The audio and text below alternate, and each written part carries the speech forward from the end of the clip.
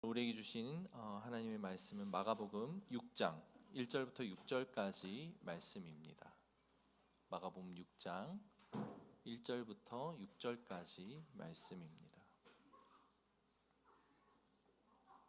우리 같이 한 목소리로 봉독합시다. 준비 시작. 예수께서 거기를 떠나사 고향으로 가시니 제자들도 따르니라.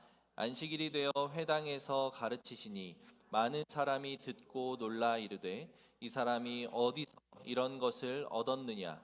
이 사람이 받은 지혜와 그 손으로 이루어지는 이런 권능은 어찌 됨이냐? 이 사람이 마리아의 아들 목수가 아니냐? 야고보와 요셉과 유다와 시몬의 형제가 아니냐? 그 누이들이 우리와 함께 여기 있지 아니하냐 하고 예수를 배척한지라. 예수께서 그들에게 이르시되 선지자가 자기 고향과 자기 친척과 자기 집 외에서는 존경을 받지 못함이 없느니라 하시며 거기서는 아무 권능도 할 수 없어 다만 소수의 병자에게 안수하여 고치실 뿐이었고 그들이 믿지 않음을 이상히 여기셨더라. 이에 모든 촌에 두루 다니시며 가르치시더라. 아멘. 오늘 우리는 예수님이 고향에 방문하셨던 그 사건에 대해 함께 나누겠습니다. 나눌 때 예수님이 고향에서 배척을 받으셨고 왜 배척을 받으셨는지 그 안에서 우리가 어떤 우리에게 주시는 메시지를 받을 수 있는지를 좀 살펴보면 좋을 것 같습니다. 1절에 보니까 거기를 떠나사 고향으로 가시니 제자들도 따르니라. 제자들과 함께 고향으로 가셨다라고 1절에 나옵니다. 1절에 거기서 떠나는 그 거기는 회당장 야이로의 집이겠죠. 그 동네를 떠나서 예수님의 고향 땅으로 들어가는 장면이죠. 예수님의 고향이 어디입니까? 어디? 크게 자신 있게. 자신이 없어? 자신이 없을 법도 하죠. 예수님이 태어난 곳은 베들레헴이고 예수님이 자라난 곳은 나사렛이기 때문입니다. 보통 우리는 태어난 곳을 고향이라고 합니까? 아니면 자라난 곳을 고향이라고 합니까? 자라난 곳입니까? 태어난 곳입니까? 부부가 전혀 다른 이야기를 했죠. 둘 다 이제 똑같이 우리가 사용하는 것 같아요. 태어난 곳을 고향이라고 표현하기도 하고 태어나기만 하고 이제 자란 곳이 다르다라고 하면 자라난 곳을 고향처럼 이야기하기도 합니다. 어찌됐든 고향이라고 하는 곳은 나의 어릴 적에 대한 기억이 고스란히 서려 있는 곳으로 우리는 알 수 있죠. 근데 여기서 저자인 마가가 예수님의 고향을 당연히 알았을 것이고 그곳이 나사렛이라고 하는 동네라는 것을 알았을 터인데 예수님이 거기서 떠나 나사렛으로 갔다라고 표현하지 않고 고향으로 갔다라고 표현한 것은 마가가 예수님께서 가신 고향에 가신 특별한 의미가 있고 그 고향 안에서 있었던 특별한 사건들에 대해 강조하고자 했었던 것을 우리는 알 수 있습니다. 그리고 그 사건은 아마 고향이라고 하는 단어 속에 담겨져 있는 특별한 의미가 연관이 있을 것이라고 예상해 볼 수 있습니다. 거기서 떠나 고향으로 가셨습니다. 그게 예수님의 행보예요. 2절에 보니까 이렇게 이야기를 하죠. 안식일이 되어 회당에서 가르치시니 많은 사람이 듣고 놀라 이르되 이 사람이 어디서 이런 것을 얻었느냐? 이 사람이 받은 지혜와 그 손으로 이루어지는 이런 권능이 어찌 됨이냐? 이 사람이 마리아의 아들 목수가 아니냐? 야고보와 요셉과 유다와 시몬의 형제가 아니냐? 그 누이들이 우리와 함께 여기 있지 아니하냐 하고 예수를 배척한지라 라고 되어 있습니다. 안식일이 되어서 회당에서 예수님이 가르치셨습니다. 어디를 가든 동일하게 보인 그 모습을 예수님은 똑같이 보이고 계시죠. 회당에 들어갔고 그곳에서 가르치셨습니다. 당시 유대인들에게는 20살 이상이 되면 성인이 되면 회당에서 누구든 말씀을 강론하고 말하고 이야기할 수 있는 권한이 있습니다. 예수님도 당연히 그 유대인이었기 때문에 그럴 수 있었고, 그렇게 사람들이 막 모여 있는 자리에서 말씀을 강론하고 가르쳤던 것 같아요. 그런데 문제는 거기가 고향 땅이라고 하는 사실이었던 것 같습니다. 사람들이 놀랍니다. 이 사람이 어디서 이런 것을 얻었느냐? 이 사람이 받은 지혜와 그 손으로 이루어지는 이런 권능이 어찌 됨이냐? 그리고 나서 3절에 의미심장한 말들이 이어지는데, 이 사람이 마리아의 아들 목수가 아니냐? 이 짧은 문장에 이 사람이 마리아의 아들 목수가 아니냐라고 하는 이 짧은 문장 속에 사람들의 다양한 인식, 복잡한 인식이 담겨 있는 것을 우리는 알 수 있습니다. 첫 번째로 우리는 무엇을 살펴볼 수 있습니까? 마리아의 아들이라고 호칭하는 그 부름에서 우리는 알 수 있습니다. 예수님이 마리아의 아들이라고 하는 사실이 뭐가 문제입니까? 라고 이야기할 수 있겠지만, 한 번 더 이 본문을 생각해 보면 우리가 성경에서 누구누구의 아들이라고 표현할 때 어미의 이름을 이야기하는 것을 본 적이 있습니까? 없죠. 대부분은 북의 사회에서, 특히 고대 사회에서는 아버지가 누군가가 중요합니다. 그리고 아버지가 어디에 속해 있고 어떤 가문이고 어떤 그 사회적인 지위를 누리고 있었느냐가 자기의 존재의 가치와 존재의 모습들을 결정하는 그 당시 상황에 비추어 봤을 때 아버지의 이름을 말하는 것이 일반적이고 그것이 너무도 당연한 이야기입니다. 그런데 사람들은 예수님을 바라보면서 이렇게 이야기를 하죠. 마리아의 아들이라고 표현합니다. 예수님에게는 아버지가 없는 거 아닙니까? 성령님이 아버지니까 그런 거 아닐까요? 맞습니다. 예수님은 동정녀의 몸에서 났어요. 남자를 알지 못하는 마리아라고 하는 그 여인에게서 났습니다. 그래서 어쩌면 아버지가 없이 어머니만 존재한다라고 하는 것을 당연시 여길 수 있어요. 그리고 그 당시 마을 사람들에게도 그것이 익숙한 내용일 수도 있습니다. 마리아라고 하는 우리 동네에 사는 저기 요셉과 결혼한 저 여자가 아직 요셉을 알기도 전에, 요셉과 동침을 하기도 전에 아이를 낳았는데 꿈에서 신비한 천사가 나타나서 성령으로 잉태될 거다, 남자를 알지 못하는 상태에서 너가 한 아이를 잉태할 거다, 이런 놀라운 얘기들을 했대 라는 소문을 어릴 적부터 동네 사람들 사이에서 이야기를 해왔겠죠. 그래서 그 사람들은 다 알고 있었습니다. 예수가 남자를 알지 못하는 엄마의 몸에서 태어났다는 사실을. 그것이 지금 예수님이 그 안에서, 그 마을 안에서, 고향 안에서 겪으면서 자랐던 자연스러운 모습들이었을 거예요. 그런데 그 당시 고대 사회에서 어미가 그 사람의 정체성, 그 사람의 소속감의 전부로 이야기되는 경우는 한 가지밖에 없습니다. 그 사람에 대한 모욕적인 언행. 예수에게는 아버지가 있었습니다. 비록 피가 섞이진 않았지만 한 가문과 그 울타리 안에서 자라났기 때문에 예수님에게는 요셉이라고 하는 아버지가 분명히 존재했습니다. 그리고 그 아버지는 예수님에게 아주 중요한 성장 과정에 있어서 중요한 역할을 해내는 이였습니다. 아버지 목수의 그 직업을 이어받은 예수의 생활 모습을 봐도 그렇고, 요셉이라고 하는 이가 그 이후로 그 예수의 동생들을 낳으면서 그 가정의 가장이 되었던 모습을 통해 우리는 예측해 볼 수 있는 것이죠. 그리고 실제로 여인의 이름을 부르면서 그 누구의 아들이라고 표현한다면 그것은 아비 없는 자식 또는 동정녀의 몸에서 태어난 어쩌면 사생자일지도 모른다고 하는 사람들의 부정적인 인식이 그 호칭에 녹아 있다라고 하는 것이 그 당시 학자들의 이야기입니다.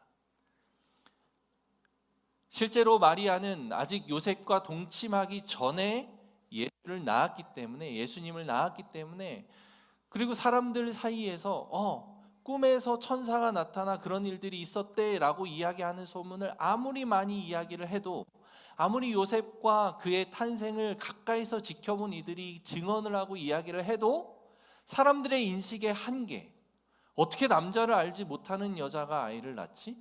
라고 하는 그 인식의 한계 속에 갇혀서 아마도 어린 시절에 예수님은 손가락질을 받는 사생자의 모습을 보였던 것으로 이 호칭에서 짐작해 볼 수 있습니다. 예수님은 그런 고향의 배경을 지니고 있었던 거예요. 그리고 또 하나, 마리아의 아들 예수가 아니냐라고 이야기를 하지 않고 마리아의 아들 목수가 아니냐라고 이야기를 합니다. 그의 이름보다 그가 가지고 있는 직업이 우선적으로 등장하는 표현이죠. 어떤 경우에 이렇습니까? 목수라고 하는 직업은 우리가 흔히 알고 있다시피 그 당시에도 마찬가지로 그냥 일반적인 1차적인 노동자의 모습입니다. 현장에서 근무하는 현장 근로자예요.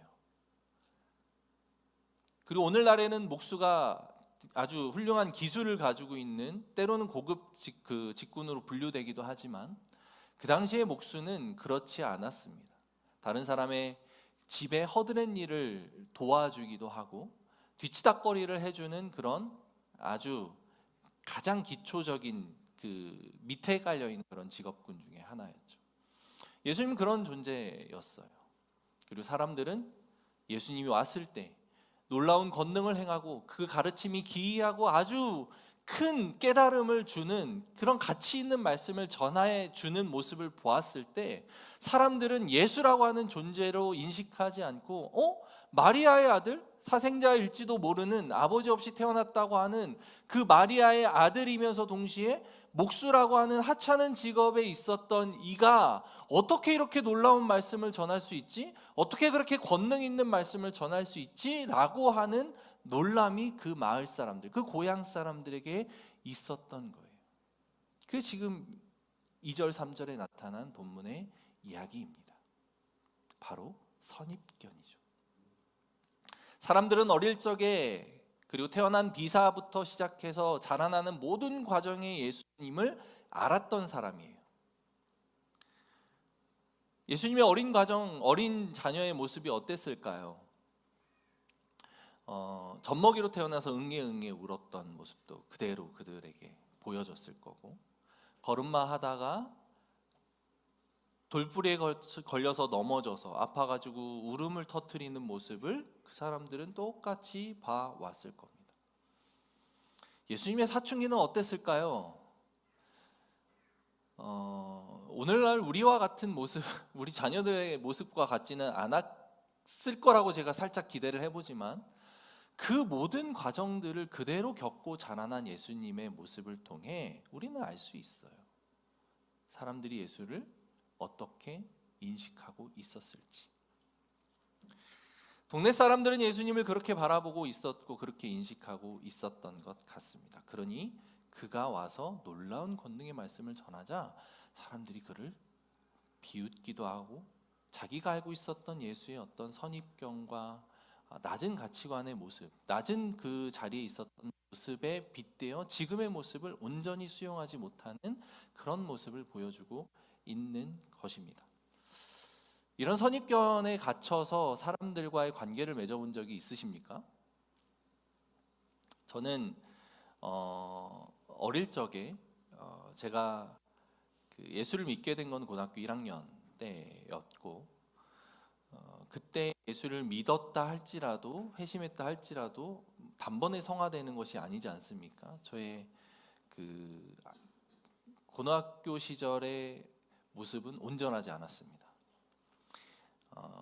여러분들께 이실직고 하는데 여러분들은 저에게 선입견이 안 생겼으면 좋겠습니다. 고등학교 시절에 노는 것을 워낙 좋아했어요.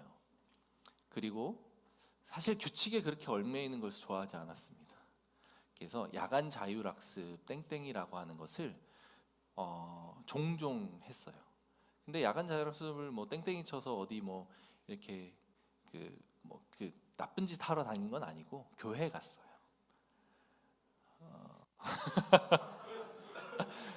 교회 예수님 믿고 교회 다니는 게 너무 좋았기 때문에 교회에 갔어요. 그리고 공부하는 것을 그리 좋아하지 않았습니다. 그래서 학교에서 그 이제 자율학습 시간에는 늘 성경을 펴놓고 보거나 아니면 신앙서적을 펴놓고 봤습니다. 그래서 선생님한테 당연히 혼나죠. 걸리면 혼나고. 그리고 수업 시간엔 공부에 관심이 없었기 때문에 좀 많이 잤습니다. 일반적으로 공부에 별로 관심 없는 그냥 남학생의 모습을 그대로 가지고 있었죠. 그랬던 저의 모습을 고스란히 기억하고 머릿속에 간직하고 있던 그 당시 고등학교 친구들은 지금 저에게 아무도 연락이 닿지 않고 남아있지 않습니다. 제가 그 친구들을 피한 건 아니에요. 고등학교 졸업하고 한동안은 꾸준히 이제 그 동창들 모임 속에 나갔어요. 모임을 정기적으로 갖기도 하고 개별적으로 만나서 이제 교제를 하기도 하고 했어요. 그런데 그들에게 저의 모습은 그 당시 모습을 간직하고 그것이 저의 전부라고 생각하고 있었던 그들에게는 대학을 가고 대학원을 가서 이제 전도사 생활도 하고 이제 지도자의 생활을 하고 있었던 저에게는 저의 모습과는 너무도 큰 괴리가 있었던 거죠. 두 가지 이유 때문에 그 친구들과 자연스럽게 멀어진 것 같았어요. 사실 그 친구들 만나면 늘 술을 먹고 제가 관심 없는 전혀 다른 이야기들을 하는 거, 이런 것들은 모임에서 크게 어려운 일이 아니었습니다. 모임을 하는 데 있어서 크게 저에게 불편함을 주는 건 아니었어요. 근데 두 가지가 저에게 너무 큰 불편함을 줬습니다. 하나는 말을 하는데 욕을 하지 않으면 대화가 안 되는 친구들이었어요. 사실 그렇게 막 거친 친구들은 아니었는데 왜 그렇게 가 되지 않을 정도로 모든 대화 속에 욕으로 시작해서 욕으로 끝나는 문장이라는 것이 저에게는 너무 가슴에 답답함과 불편함을 주더라고요. 근데 사실 그거는 그냥 참을만 했습니다. 그런데 두 번째 이유가 저로 하여금 그 모임에 서서히 발길을 끊게 되고 자연스럽게 연락이 정리되는 계기였는데, 대화 가운데 저도 이야기를 해야 되니까 무슨 이야기든지 주제가 나오면 자연스럽게 이야기를 합니다. 그런데 제가 자연스럽게 이야기를 하는 그 내용들에 대해 어떤 것도 수용하지 못하고 매사에 공격적인 반응들을 보이기 시작하는 겁니다.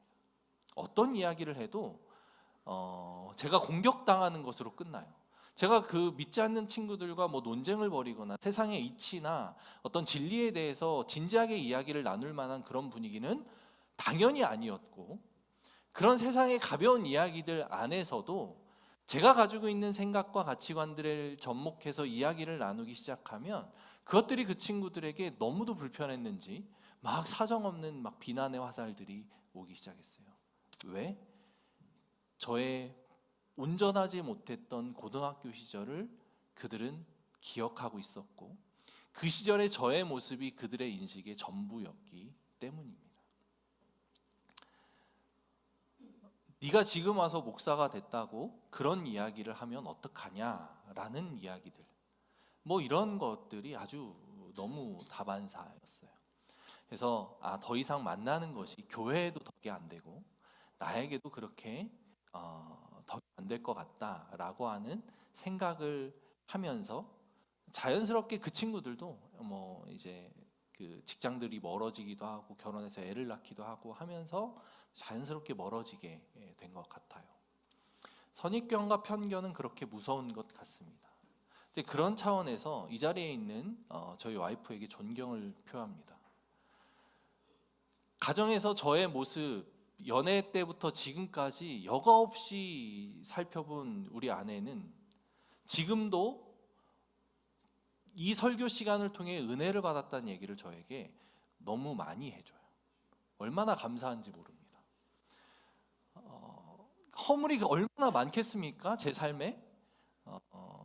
저와 와이프가 감히 차마 여러분들에게 이야기하지 못하는 삶의 부족한 모습들은 넘칠 거예요. 근데 그 모습을 가장 잘 아는 사람이 우리 와이프인데 제가 뭐 삶이 온전해서 와이프가 이 설교의 은혜를 받겠습니까? 아니죠. 와이프는 그 삶에 대한 저의 부족한 모습에 대한 선입견이 없는 상태로 저를 봐주고 이 상황에서 주일 예배 시간에 이 설교를 그대로 수용해 주기 때문인 것 같습니다. 선입견을 네이버에 찾아보면 이렇게 표현합니다. 어떤 대상에 대하여 이미 마음속에 가지고 있는 고정적인 관념이나 관점, 이 내용을 모르시는 분은 없겠죠. 그래서 예수님이 회당에 가서 말씀을 가르치고 놀라운 권능을 행하고 그 가르침 자체가 사람들에게 엄청난 그 인사이트를 주었음에도 고향 사람들은 그 선입견에 갇혀서 예수님을 바라봅니다. 근데 우리가 한번 생각해 봐야 되는 것은 선입견은 무엇입니까? 그 사람에 대해 보다 더 아는, 지금의 모습보다 더 과거의 모습들에 대한 폭넓고 깊이 그 사람을 아는 것에 대한 나의 굳어진 관념입니다. 그게 선입견이에요. 근데 조금 더 생각을 해보면 선입견이 먼저 아는 것이 그런 문제입니까? 그 사람을 앞서서 알고 어릴 적부터 그 사람을 알았던 것이 문제일까요? 이 자리에는 저의 미숙했던 시절부터 알았던 사람들도 있습니다. 우리 준범이 같은 경우도 저랑 벌써 몇 년입니까? 한 8년, 9년. 그 당시에 저는 그냥 미숙한 전도사였는데 우리 집사님도 그렇고 미숙하던 시절에 저에 대한 기억이 고스란히 남아 있을 거예요. 그런데 그 기억들이 지금의 이분들에게는 선입관과 편견으로 고정되어서 굳어져서 저를 오해하거나 곡해하는 것이 아니라 오히려 저에 대한 이해가 더욱 깊어져서 그때의 모습과 변화된 모습에 대해 온전한 저를 수용해주는 더 깊은 이해로 나아가는 아름다운 선순환이 이어지고 있는 거죠. 그래서 미리 알고 먼저 알고 어린 시절에 그 모습을 알았던 것 자체가 문제는 아니었던 것 같습니다. 그래서 예수님이 4절에 보니까 예수께서 그들에게 이르시되 선지자가 자기 고향과 자기 친척과 자기 집 외에서는 존경을 받지 못함이 없느니라. 예수님이 이미 아셨던 것 같아요. 선지자들, 성경에 등장하는 많은 선지자들이 자기 고향과 자기 집과 자기 친척들 사이에서는 인정을 받지 못한다는 것을 예수님이 이미 알고 계셨어요. 예수님의 이런 말씀에 따르면 선지자들이 자기 고향에 가서 배척을 받는다라고 하는 것이 일반적인 내용이라는 사실이죠. 고향이라고 하는 자기의 과거, 어린 시절의 모습들을 알고 있는 곳에 가서 자기가 배척을 받는다는 게 일반적이라면 먼저 아는 것이 사람들에게는 부정적인 인식으로 굳어질 가능성이 크다라는 것을 우리는 짐작해 볼 수 있습니다. 우리는 그렇게 충분히 예상해 볼 수 있죠. 사실입니다. 먼저 어린 시절의 모습, 불완전하고 불온전한 모습을 바라봤을 때 변화된 모습을 우리가 대하는 것은 결코 그 모습을 온전히 수용하는 데에 쉽지는 않습니다. 그런데 하나만 더 나가서 고민을 해보고 생각해보면 먼저 알고 익숙해진 모습 자체가 문제는 아니고 먼저 알고 익숙해진 그것을 완고하게 받아들이는 우리의 죄된 본성이 문제라고 하는 것을 우리는 알 수 있습니다. 실제로 그렇죠. 먼저 아는 것이 뭐가 문제입니까? 더 깊이 아는 것이 뭐가 문제일까요? 그럼에도 불구하고 지금의 모습을 보이는, 있는 그대로 받아들일 수 있는 플렉서블한 마음, 유연하고 말랑말랑한 그런 마음, 그것이 더 중요한 거예요. 그래서 4장 초반부에 좋은 밭의 비유, 씨 뿌리는 자의 비유를 우리는 기억합니다.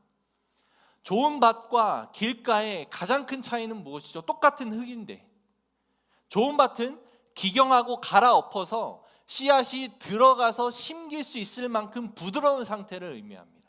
길가는 사람들이 늘 밟고 다녀서 너무도 딱딱해진 상태에서 말씀이 뿌려지면 당연히 심겨질 수가 없죠. 고향 사람들의 모습은 길가와 같은 모습입니다. 예수님을 먼저 알았다고 할지라도 말랑말랑한 상태에 있었다면 그렇게 자라났던 예수님이 진짜로 하나님의 아들, 하나님이 우리에게 보내주시는 그 메시아로 존재하는구나 라고 하는 것을 수없이 많은 사람들과 무리들이 따르면서 예수님의 그 권능에 열광하고 예수님의 일하심에 반응하는 그 수많은 사람들을 바라보며 우리도 그 무리에 합류할 수 있는 축복을 누릴 수 있었는데, 그들은 어릴 적에 예수님의 그 부정적인 모습들을 완고하게 받아들이고 있었다라고 하는 사실이죠. 사랑하는 성도 여러분, 예수님의 어릴 적 모습은 어땠습니까? 우리가 누가복음에 나타나 있는 예수님의 모습을 알고 있습니다. 누가복음 2장 52절에 보면 예수는 지혜와 키가 자라가며 하나님과 사람에게 더욱 사랑스러워 가시더라. 사실 예수님의 어린 시절 모습은 저의 어린 시절 모습과는 다릅니다. 저의 어린 시절 모습은 형편없었지만 예수님의 어린 시절의 모습은 아름다웠어요. 그런데 그 어린 시절 모습을 본 사람들의 그 완고함과 완악함, 그게 어디에서 온 겁니까? 죄성이죠. 우리 인간들의 죄성이 그렇다는 거예요. 헐뜯기 좋아하는 사람들, 남자를 모르는 여자가 아이를 낳아? 이게 그들에게 하나님의 계시가 아무리 이야기된들 계시로 받아들일 수 있겠냐고요. 그렇게 완고하고 죄성 가득한 인간 무리가, 그리고 말하기 좋아하고 말이 도는 것이 너무도 쉬웠던 그 동네, 작은 동네에서 얼마나 어려웠겠습니까? 목수라고 하는 하찮은 직업을 가지고 있었던 예수님, 삶을 성실하고 그 모습 자체는 누가복음에서 이야기하는 것처럼 사랑스럽게 자라난다 할지라도 그 모습을, 그 사랑스러운 인간 본연의 모습을 바라봐 주지 않고 그 사람을 둘러싸고 있는 외형으로 판단하고 있는 그런 모습, 인간의 완고함, 완악함. 오늘 저와 여러분들은 어떤 완악함, 어떤 선입견과 편견에 사로잡혀 있습니까? 제가 이런 차원에서는 이 자리에 계신 여러분들을 정말 너무너무 사랑합니다.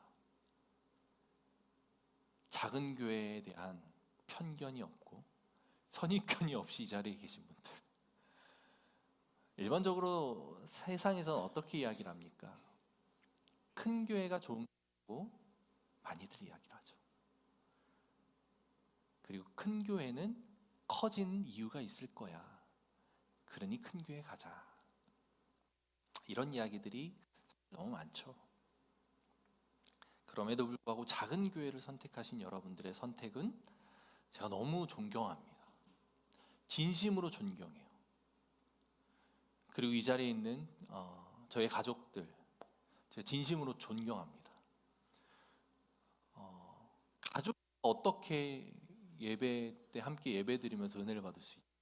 이 생각이 제 어린 시절에 좀 많았었는데 그걸 하고 있어요. 되게 존경스러운 사람들입니다. 저를 오랜 시절 봐온 여러분들도 마찬가지고 정말 너무 존경스럽죠. 왜? 진짜 존경해요. 네, 진짜 존경합니다. 왜냐하면 저도 사람이니까 가정에서 풀어져 있는 모습, 부끄러운 모습들이 얼마나 많을까요? 어두운 모습 당연히 있죠. 그럼에도 불구하고 그 모습을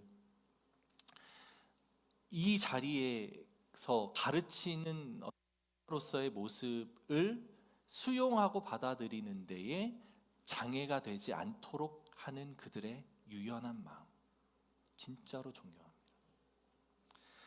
그러나 반대로 우리가 완악함과 우리의 선입견과 편견 속에 사로잡힌 익숙함에 젖어서 그 익숙함을 긍정적으로 사용하지 않고 그 익숙함을 부정적인 인식으로 내 삶에서 사용하고 있는 부분들은 없는지 우리는 돌이켜봐야 됩니다. 교회 안에서 여러분들은 어떻습니까? 교회에 대한 생각은 어떻죠? 일반적인 익숙함, 편견, 선입견은 어떻습니까? 교회 다니더라도 다 그놈이 그놈이야 라고 생각하는 편견, 선입견. 교회 다니더라도 우리가 어떻게 다 그 하나님의 말씀 앞에 순종하며 선한 모습을 보일 수 있어? 그거는 불가능한 일 아니야? 라고 생각하는 고정된 인식. 우리가 빠져있는 익숙함, 우리가 빠져있는 선입견이 어떤 것인지를 우리는 한번 돌이켜보기를 소망합니다. 예수를 믿더라도 삶은 변하지 않아. 교회를 오래 다니는 것은 그 사람의 성숙한 신앙과 성화된 아름다운 모습을 보장해야 함에도 불구하고 교회를 오래 다닌다고 좋은 모습으로 되는 거 아니야 라고 하며 애초에 기대조차 하지 않고 그런 변화의 모습들을 꿈조차 꾸지 않는 그런 선입견. 예수님의 일하심은 어떻습니까? 여러분들의 삶에 예수님이 나타나시고 권능을 행할 것이라고 믿습니까? 신뢰합니까? 과거의 어떤 경험들 또는 지금 이루어지지 않고 있는 기록들에 대해 실망하며 앞으로도 그러지 않을 거야 라고 하는 완고한 마음이 내 안에서 자리 잡고 싹트고 있지는 않은지를 한번 생각해 보시길 바랍니다. 아니면 교회 내 성도들 간의 관계 안에서도 익숙함과 선입견이 그 관계의 깊이를 방해하고 막고 있지는 않은지 한번 생각해 보기를 축원합니다. 우리 그 익숙함에서 벗어나면 좋을 것 같아요. 성경에 대해서도 마찬가지입니다. 어렵고 딱딱하고 졸리기만 한 것이 바로 성경이다. 이게 우리가 성경에 대한 선입견, 편견 아닐까요? 근데 성경을 보십시오. 계속 보다 보면 이게 얼마나 꿀처럼 달고 아름다운 이야기들로 가득한지 모릅니다. 그리고 성경을 통해 우리 삶이 얼마만큼 혁명적으로 변하는지를 경험해 봐야 그 맛을 알 수가 있어요. 설교에 대한 어떤 익숙함, 오늘 목사님 또 그 얘기구나, 맨날 그 얘기야 라고 하는 그런 어떤 생각들. 하나님 나라 이야기를 하면 그 하나님 나라의 이야기가 여러분들에게 너무도 익숙해서 그 얘기구나 하고 넘어가는 순간 그 안에 담겨있는 보화, 그 안에 담겨있는 여러분들의 삶을 변화시킬 수 있는 강력한 그 권능과 능력을 스스로 걷어차 버리게 되는 안타까운 결과를 맞이하게 될 수 있습니다. 그리고 마지막으로 저에 대한 선입견. 어떻게 목사가 PC방을 갈 수가 있지?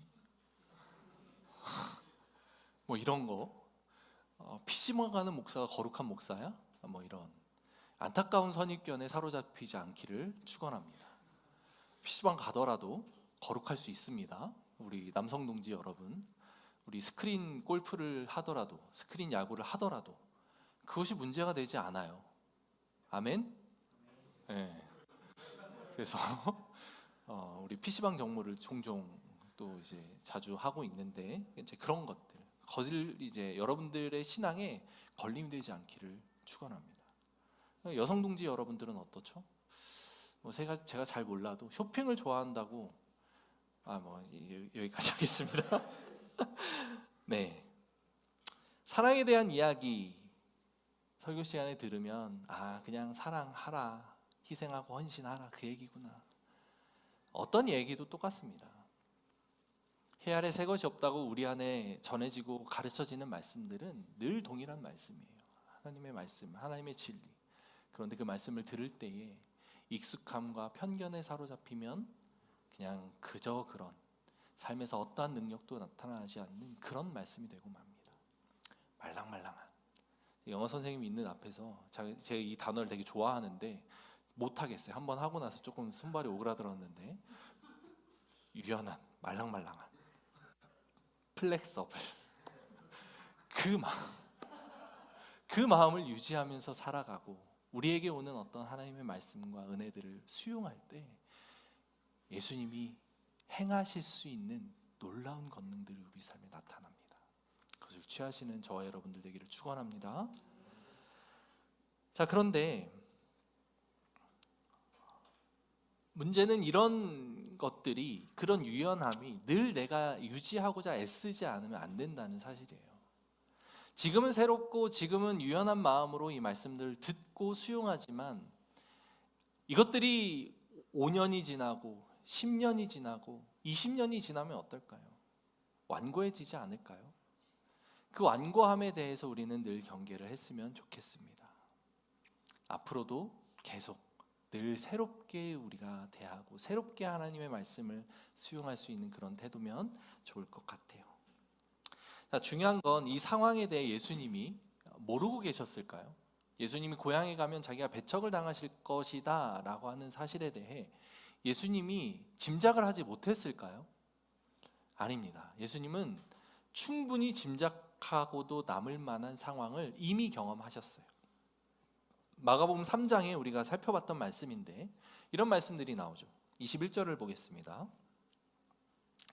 예수의 친족들이 듣고 그를 붙들러 나오니 이는 그가 미쳤다 하밀러라. 이게 무슨 얘기입니까? 예수님이 귀신을 내쫓았을 때 사람들이 그가 귀신 들렸다, 큰 귀신 바알세불이 와서 이제 작은 귀신들을 내쫓는다 이러면서 예수님이 논쟁에 휘말렸을 때, 권능을 행하신 이후에 다양한 복잡한 논쟁에 휘말렸을 때 그의 친족들이 예수께로 나아오는 장면이에요. 뭐라고 표현합니까? 그가 미쳤다 하밀러라. 예수가 미쳤기에 예수를 보호하고 지키고자 예수를 데려가려고 한 건지, 아니면 예수가 미쳤기 때문에 창피해서 그를 데려가려고 한 건지는 모르겠습니다. 근데 중요한 거는 그 사람들의 인식이 밖에 사람들이 얘기하는 예수가 미쳤다, 귀신 들렸다라고 하는 것을 여과 없이 받아들인 사람들이 누구다? 자기의 친족들이다라고 하는 것을 예수님이 이미 경험했어요. 뿐만 아니라 31절부터 이렇게 이야기를 하죠. 그때 예수의 어머니와 동생들이 와서 밖에 서서 사람을 보내어 예수를 부르니 무리가 예수를 둘러 앉았다가 여쭤오되 보소서 당신의 어머니와 동생들과 누이들이 밖에서 찾나이다. 대답하시되 누가 내 어머니며 동생들이냐 하시고 둘러앉은 자들을 보시며 이르시되 내 어머니와 내 동생들을 보라. 누구든지 하나님의 뜻대로 행하는 자가 내 형제요 자매요 어머니이니라.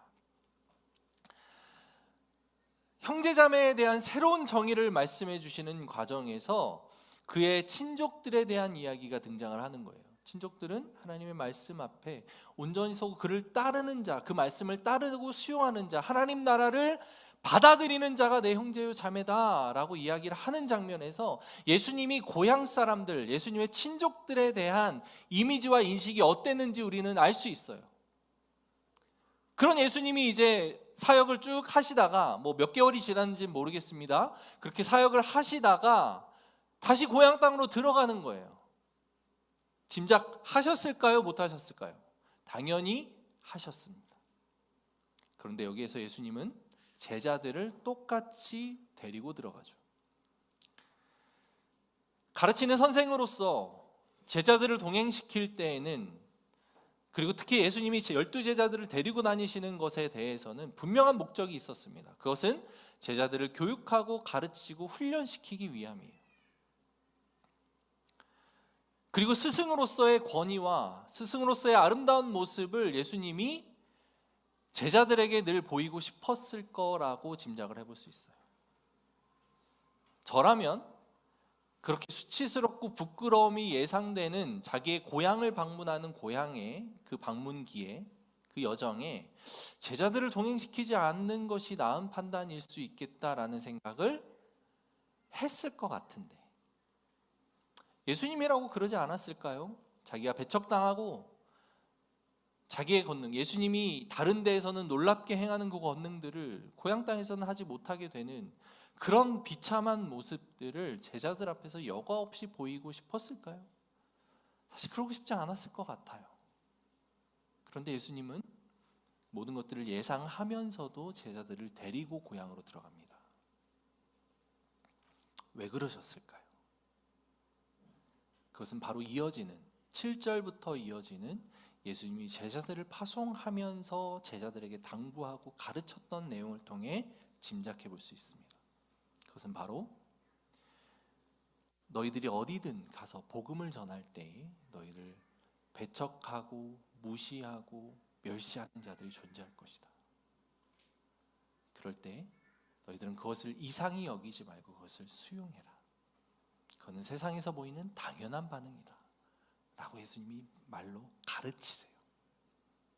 그리고 오늘 고향 방문기에서 예수님은 스스로 그렇게 고향 사람들, 자기에게 가장 익숙하고 자기의 어린 시절부터 가장 친하게 지냈다고 생각한 사람들로부터 배척당하고 모욕을 당하고 멸시를 당하는 모습을 보여줌으로써 시청각 교육, 먼저 앞서서 이런 삶이 너희들 삶에도 나타날 거야 라고 하는 것을 보여주는 것이 목적이었어요.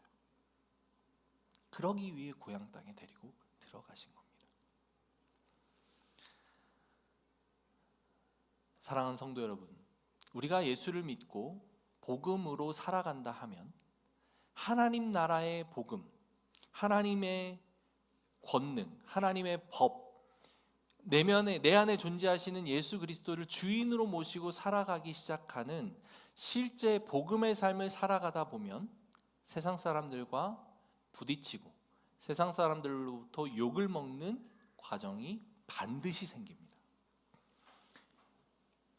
왜냐하면 세상 사람들이 따르고 있는 가치관은 자기 개인의 생각이 아니라 공중권세 잡은 사단이 심어준 반성경적인, 복음과는 완전히 반대되는 생각과 사고가 세상의 가치관이기 때문이에요. 전혀 다릅니다. 세상 사람들에게 성경이 가르치는 진리대로 사는 모습을 보여줘 보십시오. 너만 잘났냐? 라는 말을 반드시 듣게 되어 있습니다. 너만 깨끗해?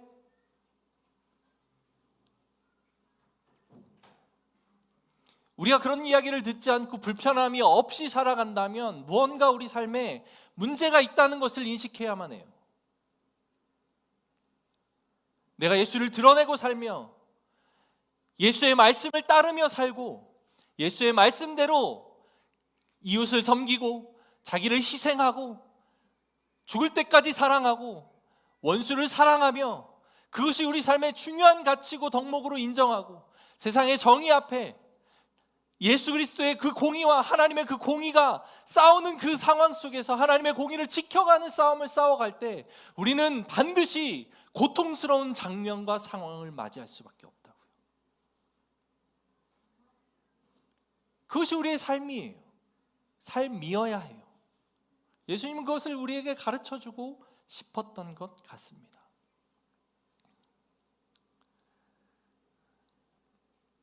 사랑하는 성도 여러분, 때로 여러분들이 예수 믿는 이유로 애매하게 핍박당하고 고통받는 상황이 생긴다 할지라도 감사하시고 그 상황에 대해 우리가 유연하게 받아들이시기를 소망합니다. 예수님이 그 삶을 먼저 보이셨어요. 지금 이거는 아주 약과죠. 어디까지 예수님이 그 삶을 사셨죠? 십자가에 못 박혀 죽으시는 장면까지 예수님은 연출하셨어요. 예수님이 일부러 하신 건 아니지만 우리 또한 마찬가지로 그런 삶을 따라 사는 사람들, 그게 그리스도인이라 불리는 사람들의 온전한 삶의 모습임을 믿습니다. 그런 삶을 우리가 살아가기를 소망합니다. 마무리하겠습니다. 5절 6절 같이 한번 읽어보겠습니다. 준비 시작.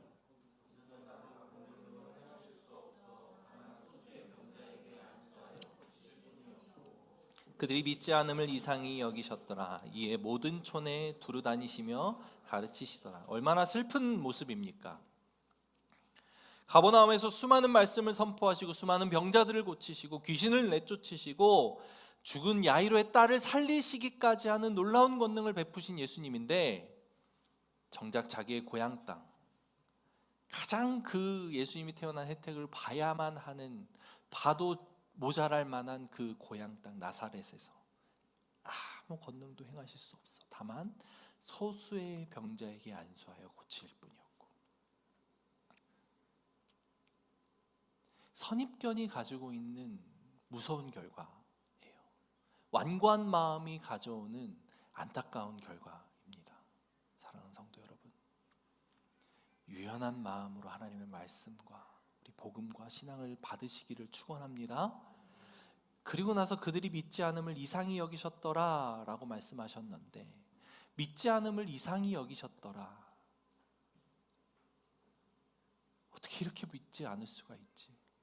예수님이 이상히 여기신 장면은 복음서에서 딱 두 군데에 등장합니다.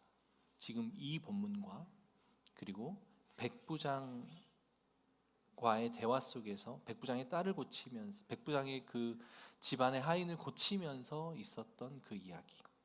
마태복음 8장 10절입니다.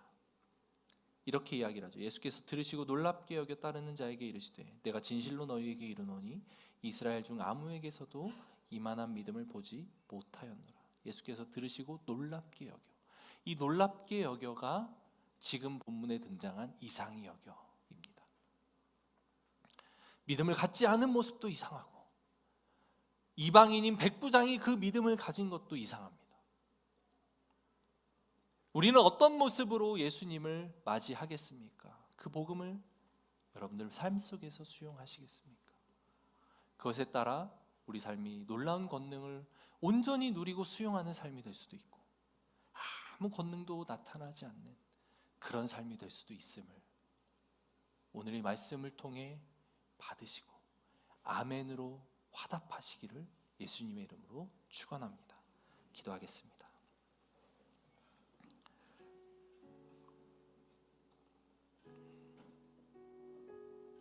예수님을 잘 안다고 했던 나사렛 사람들이 예수님을 가장 모르는 존재가 되어버렸고, 예수님을 모르고 예수님에 대한, 메시아에 대한 예언과는 전혀 상관없이 살았던 이방인 백부장이 예수님에 대해서는 너무 잘 알고 잘 믿었던 모습을 보였습니다. 우리의 삶의 모습은 어떤 모습입니까? 여러분들의 삶의 모습은 어떤 모습입니까?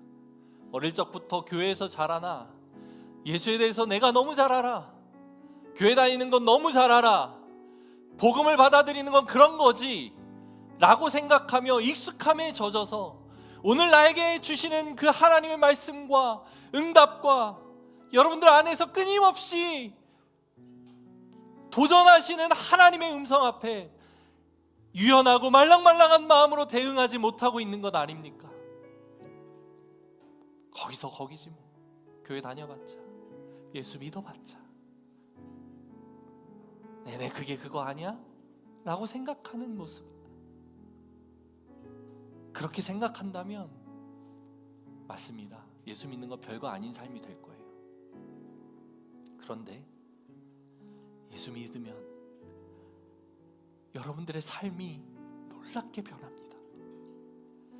죽음에서 생명으로 옮겨진 복음의 놀라운 열매가 우리 삶에 들어온다면, 그리고 그 하나님을 우리 삶의 주인으로 모시고 살아간다면 이 세상이 줄 수 없는 놀라운 평안과 이 세상이 줄 수 없는 놀라운 풍성함과 부요로운 모습들이 우리 삶에 나타날 거야. 병든 자가 고침받고 죽은 자가 살아나며 어그러져 있던 질서가 온전한 질서로 회복하는 그 놀라운 역사를 경험하게 될 거예요.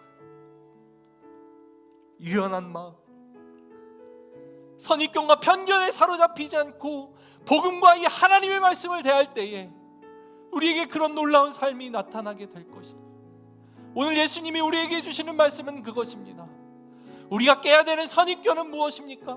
우리가 벗어나야 할 편견은 어디에 있습니까? 여러분, 이 시간 그것을 가지고 주님 앞에 기도하며 나아갑시다.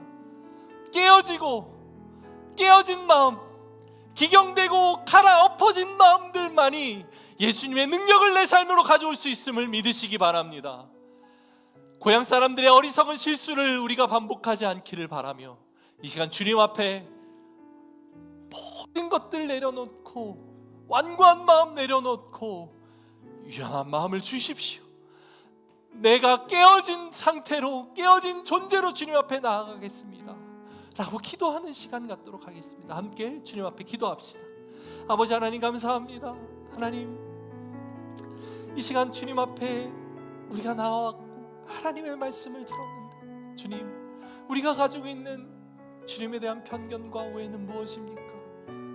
교회에 대한 선입견, 복음에 대한 선입견, 말씀의 능력과 그 복음의 능력에 대한 선입견은 무엇입니까? 아버지 하나님, 내가 다 살아봤는데, 내가 믿어봤는데, 내가 교회 생활을 20년, 30년, 40년 해봤는데 그것은 이런 거야 라고 하는 굳어진 마음이 오늘 내 삶에 예수님께서 권능을 거둬가시는 그런 계기가 되지 않기를 원합니다. 굳어진 마음을 깨는 성도들 되게 하시고 플렉서블한 마음, 여유롭고 온전한 마음, 유연한 마음, 깨어진 마음, 우리에게 그것이 필요합니다. 주님, 유연한 마음을 주십시오. 내 마음 가운데 주시는 도전과 내 생각 가운데 주시는 다양한 변화의 도전들 앞에 온전하게 수용하고 그것들을 받아들이며 하나님 나라를 충분히 누리고 살아가는 그런 복된 성도님들 될 수 있도록 아버지 하나님 역사하여 주시옵소서. 주님, 우리 안에 그런 하나님의 놀라운 일들이 나타나기를 원합니다. 그 하나님의 놀라운 권능을 온전히 누리고 살아가는 복된 성도들 되기를 원합니다. 참된 하나님 나라의 샬롬을 누리며 살아가는 우리 성도님들 되기를 원합니다. 그것들은 내 마음의 유연함, 깨어진 마음, 모든 것들을 수용할 수 있는 마음. 아버지 하나님, 직업적인 한계에 갇혀 있습니까? 사명의 한계에 갇혀 있습니까? 관계의 한계에 갇혀 있습니까? 내가 생각했던 그 선입견이 유일한 방법이라고 생각하며 살았습니까? 아닙니다. 주님, 그 선입견과 편견, 내가 알고 있는 것이 전부라고 생각하는 완악한 마음, 주님 앞에서 온전하게 내려놓고 살아갈 수 있도록 아버지 하나님 역사하여 주시옵소서. 하나님, 고향 사람들의 이 어리석은 모습이 얼마나 안타깝게 다가오는지 모르겠습니다. 그것이 어쩌면 우리의 모습일지 모른다는 마음 때문입니다. 알게 모르게 굳어져 있는 마음들, 아니면 대놓고 굳어져 있는 마음들, 하나님, 이 시간 주님 앞에 우리가 입술을 열어 고백한 것을 들으셨사오니 우리의 마음을 말랑하게 기경된 좋은 밭의 상태로 가꾸어 주시옵소서. 그 밭에 하나님의 말씀이 심겨졌을 때 놀라운 열매를 맺을 것이라는 기대가 있습니다.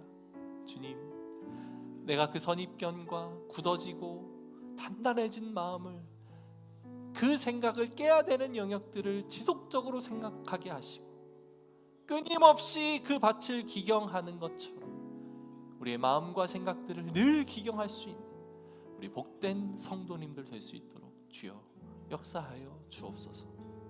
감사합니다. 주님, 이 말씀을 받고 용기 있게 아멘으로 화답하고 기꺼이 굳어진 꽃들을 기경하기로 다짐하는 우리 모두가 더욱 복된 삶을 누리게 하여 주옵소서. 감사드리며 살아계신 예수님의 이름으로 기도합니다. 이제는 우리를 구원하신 예수 그리스도의 은혜와 하나님의 사랑과 성령님의 교통하심이 오늘 이 말씀 앞에 온전하고 바르게 반응하겠습니다. 기경할 곳을 찾고 완고한 마음을 깨뜨리겠습니다 라고 고백하고 다짐하는 사랑하는 고백교회 성도님들과 주의 백성들 머리 위 이제로부터 영원토록 지어다. 아멘.